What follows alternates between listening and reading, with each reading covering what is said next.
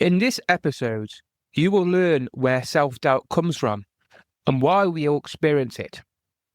The hidden ways self-doubt stops you from living your full potential. You will learn 3 powerful mindset shifts to break free from self-doubt and a simple strategy you can use today to build confidence. Welcome to Man Quest Define Meaning, where we help men navigate modern life, find their true purpose, and redefine manhood. I'm your host, James, and each week, inspiring guests share their journeys of overcoming fear, embracing vulnerability, and finding success. From experts to everyday heroes, get practical advice and powerful insights. Struggling with career, relationships, or personal growth? We've got you covered. Join us on Man Quest Define Meaning. Now, let's dive in. Have you ever felt like you're not good enough? Like no matter how much you try, that little voice in your head tells you that you're going to fail.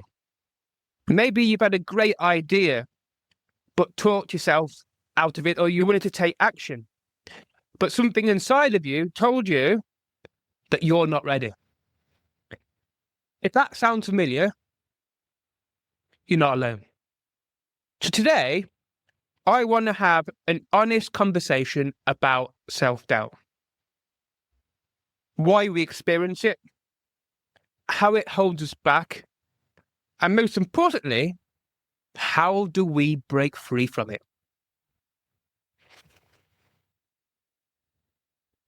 Self-doubt isn't in your head. It's a survival mechanism. Our brains are wired to keep us safe. Anytime we step into something new, uncertain, unknown, our brains send a warning signal. What if I fail? What if people judge me? What if I'm not good enough?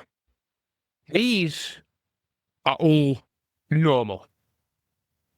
So if you are feeling any of these, don't worry, you are not alone. Here are some common causes of self-doubt. There's fear of failure. What if I mess up? Fear of judgment. What will people think? Now, just in this exact moment of recording this episode, it's taken me 5 times to record it. And there's this feeling of trying to be perfect. So every time I make a mistake, I'm like, oh no, there's this fear of failure. And at the same time of recording this episode, I feel as though almost every time I make this mistake, I feel like people are going to judge me. This person's made a mistake. He's rubbish. He shouldn't be doing podcasting. So it can happen in any moment. And this is an ideal time for it to happen because I can explain, but also at the same time, I can still take the steps to carry on. There's also the idea of comparing ourselves to others. So I might record this episode and compare myself to somebody who's been doing it for 3 or 4 years, which then means that my episode's rubbish. So I should do it again and again until it's perfect. And then there's the idea of imposter syndrome. I don't deserve to be here. Who am I to do podcasting? I'm not a podcaster. So this is something that we all go through. I believe that everybody has self-doubt, but it's about how we reframe it, which makes us stronger. A couple of other stories I want to talk about. So I've been in business since 2018, and what I've noticed over the last, I think it's 7 years now, is that I've had major battles with self-doubt. major battles. I start to progress. I start making headway with different things. And then I doubt myself. And doubt for me might come in the way of procrastination. It might come in the way of overwhelm. It might come in the idea of comparing myself to others. Imposter syndrome. I don't deserve to be here. Who am I to do business? I've never done a business course. Who am I to do that? During COVID, I did 86 interviews with the idea of creating a podcast on high achieving people. I did the episodes, I had them all recorded on Zoom, ready to go on to podcasting, and then suddenly, bang, just like that, I was hit with self-doubt. Why am I doing that? Who's going to listen to what I recorded? And in that moment, I stopped myself from launching my first podcast. And this hit me really hard. I felt unworthy. I felt as though I didn't belong there. I felt as though I was worthless. And I literally have them all recorded, but I've never used them. And this, for me, has been so frustrating. Self-doubt isn't just an inconvenience. It's something that can silently control your life, keeping you from reaching your full potential. The problem is, it often doesn't feel like self-doubt in the moment. It can feel like, I'm just not ready yet. I don't know enough. Maybe I'll start next month when I have more time. I'm not the kind of person who does things like that. So first of all, let's look at why self-doubt keeps you stuck in the fear of overthinking.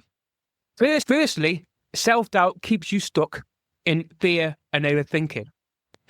So think about something you've wanted to do for a while. Maybe it's starting a new career, launching a business, or just speaking up more confidently in conversations. You probably thought about it a lot, maybe even researched it. But when it came to time to take action, something stopped you. Self-doubt in action. It traps you in a thinking phase because taking action feels risky. The fear of failure, rejection, or making the wrong choice makes you hesitate. Maybe you've been wanting to start a new project, a creative hobby, or even a side hustle.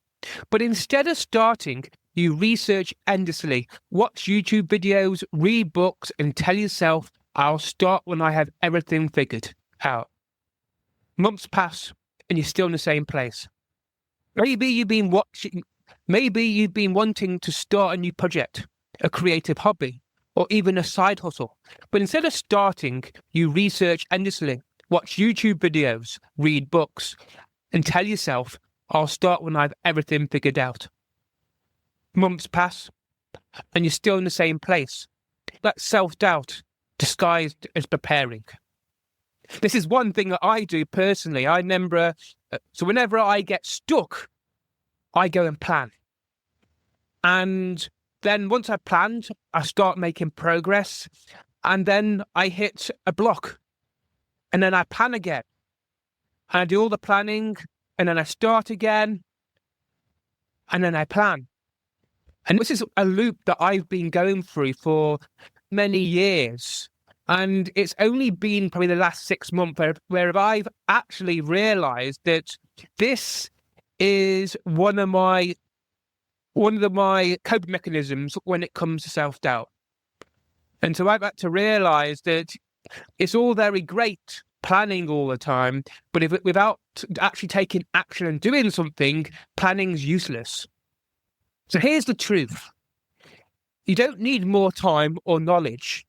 You just need to start. Self-doubt destroys your confidence over time. So confidence isn't something you're born with. It's something you build by taking action. But here's the dangerous thing about self-doubt. The longer you avoid taking action, the more your brain reinforces that belief that you can't do it. It becomes a loop. You doubt yourself, you avoid taking action, you feel like a failure, you doubt yourself even more, and so on and so on. So imagine two people. Person A feels nervous about speaking in public, but does it anyway. Even if he messes up, they prove to themselves that they can do it. And person B avoids speaking up because they fear like looking foolish. And over time, they convince themselves that they're just not a good speaker. I'm going to talk quickly about a time that I was speaking in front of, I think it was about 100 professional speakers. I was doing this competition and I had to create a 5-minute speech. Practiced and practiced and practiced. When it came to the day, I was nervous, yeah.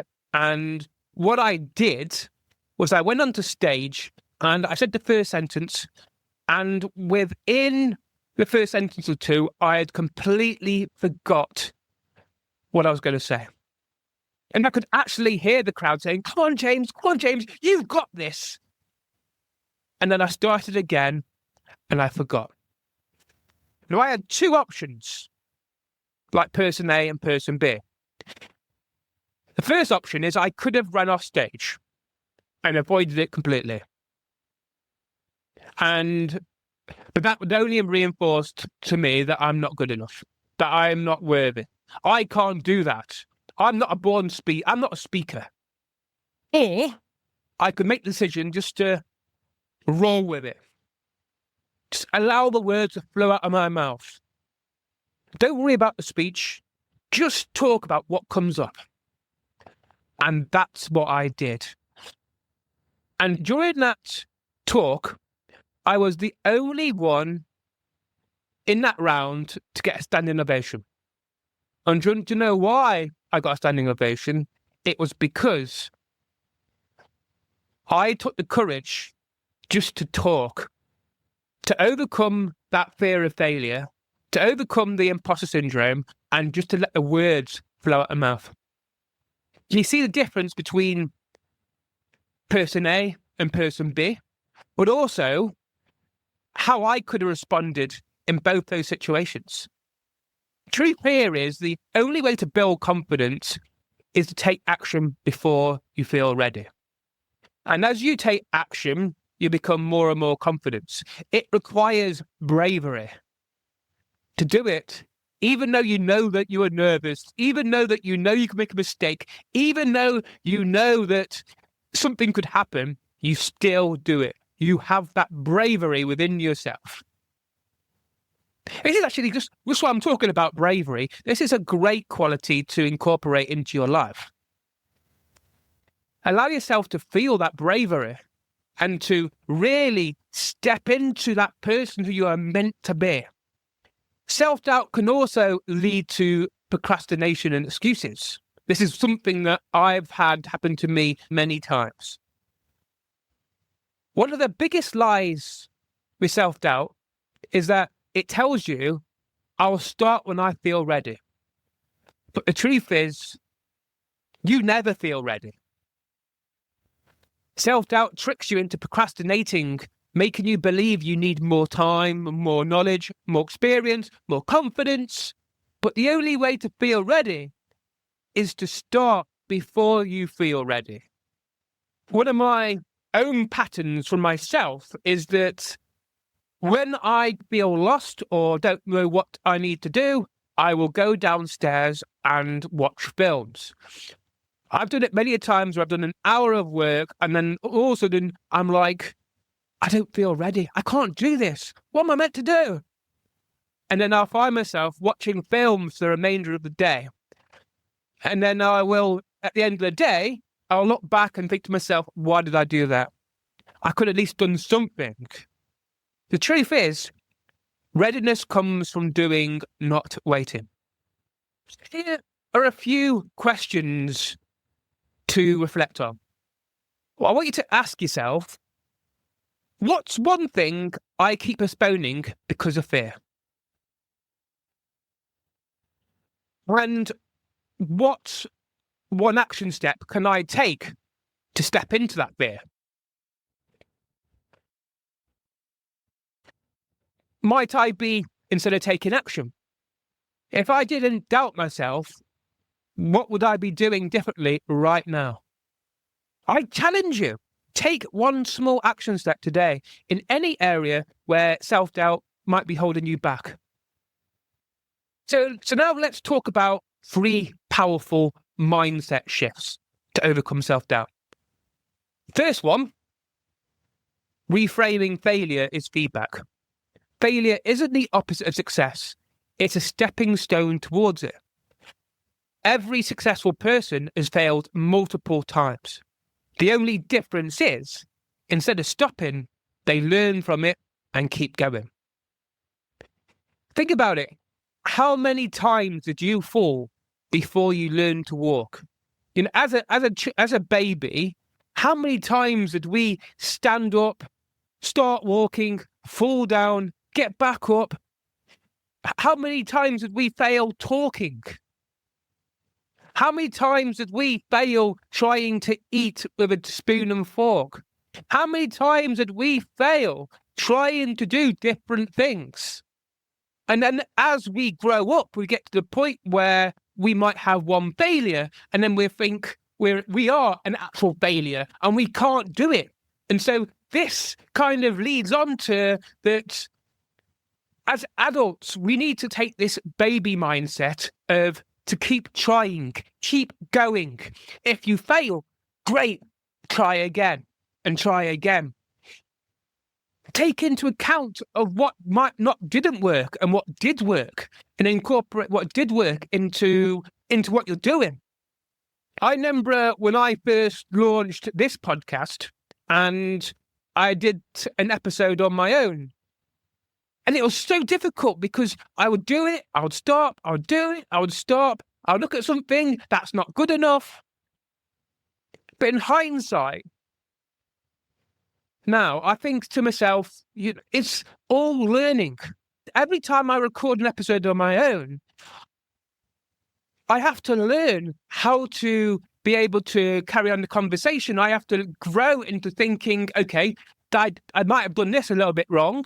How can I make it better? And one thing I do as well, I asked a guest, is there any way that I could improve how I interview you? And each time I get feedback, and I incorporate that feedback into the next interview. And this way, I get better. And so it's about reframing your thinking. So rather than seeing I fail, so I should quit, I see it as I fail. So now I know what doesn't work. Let's try again. So action step. Think about one thing you failed at, a project, a relationship, or a goal. What did you learn from it? If you treated that failure as feedback instead of proof that you weren't good enough, how would your mindset change? Mindset shift 2. Stop waiting for confidence and take action. So most people believe they need confidence before they take action, but it's the other way around. Confidence is built through action. So imagine someone who wants to be a great public speaker. If they wait until they're confident, they're never going to get on stage. You've got to throw yourself out to doing it. So if you want to become a great public speaker, you've got to get in front of people, regardless of whether you feel comfortable or not. I remember when I first joined Toastmasters. So Toastmasters is a community of speakers. It's all around the globe, but it's very friendly and supportive. I remember the first 10 interviews, I was terrified. My first speech, I was shaking. It was terrifying. And that wasn't good, but I got up the next time. By the 10th time, I realized that I'm getting better. But it took the first 9 times to realize that I was getting better. So reframe your thinking from, I'll start when I'm ready, to, I'll never feel ready, I need to start now. So what's one thing you're being putting off because you don't feel confident enough? take one small step today.